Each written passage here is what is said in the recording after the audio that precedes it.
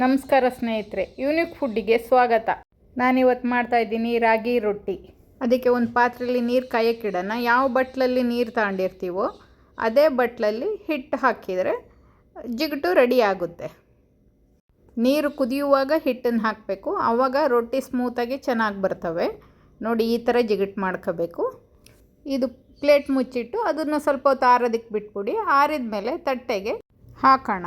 ರಾಗಿ ಹಿಟ್ಟನ್ನು ಚೆನ್ನಾಗಿ ಕಲಸ್ಕೋಬೇಕು. ಗಟ್ಟಿ ಇತ್ತು ಅಂದರೆ ಸ್ವಲ್ಪ ನೀರು ಚಿಮ್ಗಿಸ್ಕೊಂಡು ಚೆನ್ನಾಗಿ ಕಲಸ್ಕೋಬೇಕು. ಸ್ಮೂತ್ ಇತ್ತು ಅಂದರೆ ಸ್ವಲ್ಪ ಹಿಟ್ಟು ಹಾಕಿ ನಾದ್ಕೊಂಡ್ರೆ, ಚಪಾತಿ ಹಿಟ್ಟಿನ ಹದಕ್ಕೆ ಕಲಸ್ಕೊಂಡ್ರೆ ರೊಟ್ಟಿ ಚೆನ್ನಾಗಿ ಬರುತ್ತೆ. ಹೊಸೊಬ್ಬರು ಸಹ ಮಾಡ್ಬೋದು. ಇದು ಜಿಗುಟು ಮಾಡಿರೋದ್ರಿಂದ ರೊಟ್ಟಿ ಈಸಿಯಾಗಿ ಉದ್ದೋದಕ್ಕೆ ಬರುತ್ತೆ. ರೊಟ್ಟಿ ತುಂಬ ಕಷ್ಟ ಅಂತಾರೆ, ತುಂಬ ಈಸಿಯಾಗಿ ರೊಟ್ಟಿ ಮಾಡ್ಬೋದು. ಈ ಥರ ಹಿಟ್ಟು ಕಲಸಿ ಇಟ್ಕೊಂಡ್ರೆ ಈಸಿಯಾಗಿ ರೊಟ್ಟಿ ಉದ್ದೋದಕ್ಕೆ ಬರುತ್ತೆ. ನೋಡಿ, ಈಗ ರೊಟ್ಟಿ ಉದ್ದನ ರೊಟ್ಟಿ ಮಾಡಿ ಅಭ್ಯಾಸ ಇದ್ದವ್ರಿಗೆ ರೊಟ್ಟಿ ಉದ್ದುತ್ತಾನೆ ರೊಟ್ಟಿ ಬೇಯಿಸೋಕ್ಕಾಗುತ್ತೆ.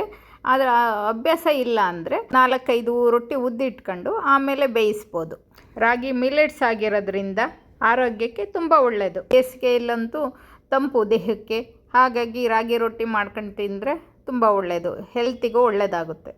ರುಚಿನೂ ಚೆನ್ನಾಗಿರುತ್ತೆ, ಸ್ಮೂತಾಗೂ ಇರುತ್ತೆ.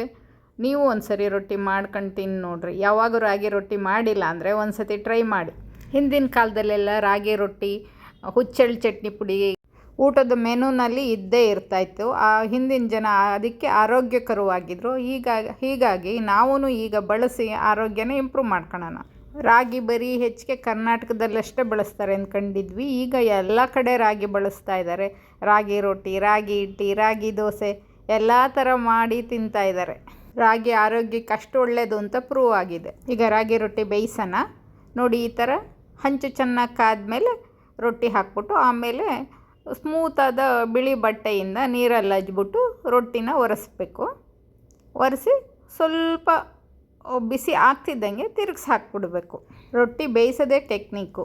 ತಕ್ಷಣ ತಿರುಗಿಸಿ ಹಾಕಿದರೆ ರೊಟ್ಟಿ ಉಬ್ಬಿ ಚೆನ್ನಾಗಿ ಬರುತ್ತೆ.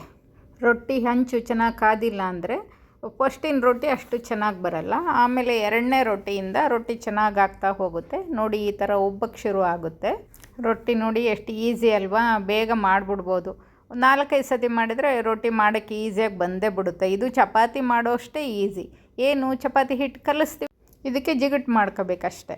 ನನ್ನ ಚಾನಲನ್ನು ಲೈಕ್ ಮಾಡಿ, ಶೇರ್ ಮಾಡಿ, ಸಬ್ಸ್ಕ್ರೈಬ್ ಮಾಡಿ, ಕಾಮೆಂಟ್ ಮಾಡಿ. ಈ ರೀತಿ ರೊಟ್ಟಿ ಬೇಯಿಸಿದರೆ ಆಗೋಯ್ತು. ನೋಡಿ ಎಷ್ಟು ಚೆನ್ನಾಗಿ ಉಬ್ತಾ ಇದೆ.